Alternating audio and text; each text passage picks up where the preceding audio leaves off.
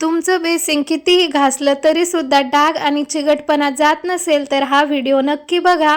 तर हे बघा, माझ्या बेसिंगवर सुद्धा थोडाफार चिकटपणा आणि डाग झालेले आहेत। तर यासाठी मी एक घरच्या घरी क्लिनिंग लिक्विड बनवून बेसिंग कसं चमकदार घासायचं ते दाखवणार आहे। चला तर मग व्हिडिओला सुरुवात करूया। तर इथे मी 2 ते 3 चमचे डिश लिक्विड घेतलेला आहे। अगदी घरगुती सामानातच हे लिक्विड तयार होणार आहे। कोणतीही गोष्ट तुम्हाला विकत आणायची गरज पडणार नाही। त्यानंतर मी एक शॅम्पूची पुडी घेतलेली आहे। तुम्ही अर्धी सुद्धा टाकू शकता, पण माझं बेसिंग थोडंसं मोठं आहे त्यामुळे मला थोडं जास्त लिक्विड बनवायचं आहे, त्यामुळे मी एक शॅम्पू टाकतेय। त्यानंतर आपण घेतलेलं आहे ते कोलगेट। तर कोलगेट यामध्ये टाकायचं आहे। तर इथे आपण डिशवॉश लिक्विड, शॅम्पू आणि कोलगेट घेतलेलं आहे। तर आता हे चमच्याने चांगलं मिक्स करून घ्यायचं। एकदम चांगलं मिक्स करून घ्यायचं आहे, एकजीव करून घ्यायचं आहे सगळं। मिक्स केल्यानंतर बघा, इथे आपलं लिक्विड तयार झालेलं आहे। तर तुम्ही एकदा नक्की ट्राय करून बघा। हे किती जुनं बेसिंग असलं तरी सुद्धा ते चमकायला लागतं। तर बेसिंग थोडंसं कोरडं झालेलं आहे, तर मी त्यावरती थोडंसं नळाचं पाणी सोडतीये। थोडंसं बेसिंग आपल्याला ओलं करून घ्यायचं आहे।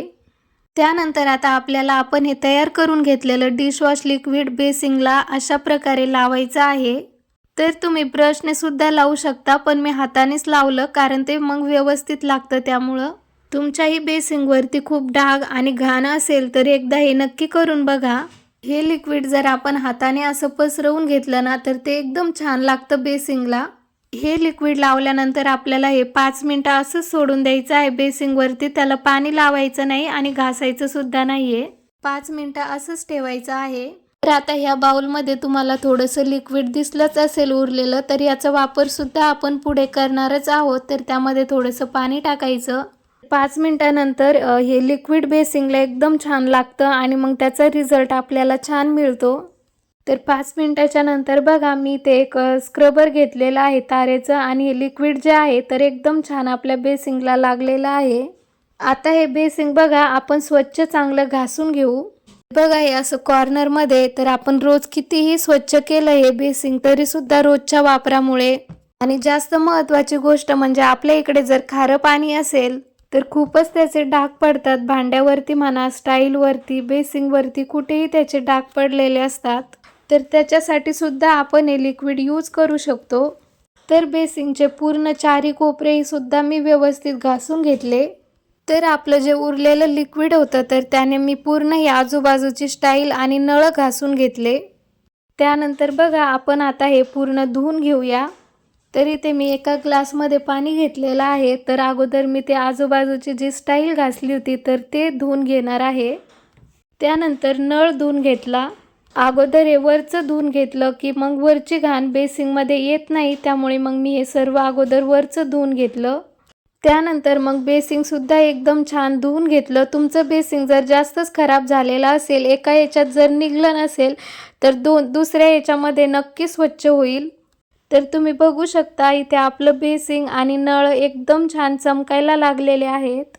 आधीच्या बेसिंगमध्ये आणि आताच्या बेसिंगमध्ये तुम्हाला फरक जाणवलाच असेल। आधीच्या बेसिंगमध्ये आणि आताच्या बेसिंगमध्ये तुम्हाला फरक जाणवलाच असेल। त्यानंतर आता आपण बघणार आहोत वॉश बेसिंग। तर ते अगोदर थोडं लिक्विड उरलेलं होतं बाउलमध्ये, तर त्यामध्ये आपण थोडंसं पाणी टाकलं होतं, तर तेच लिक्विड आपण इथे यूज करणार आहोत। तर ही बेसिंग घासण्यासाठी मी इथे जे हिरवं स्क्रबर असतं ते घेतलेलं आहे, कारण त्या तारेच्या स्क्रबरनी स्क्रॅच पडतात त्यामुळे। तर बघा, घासल्यानंतर पाणी टाकल्यानंतर तुम्हालाही विश्वास बसणार नाही की खरंच एवढं स्वच्छ या लिक्विडने निघालेलं आहे म्हणून।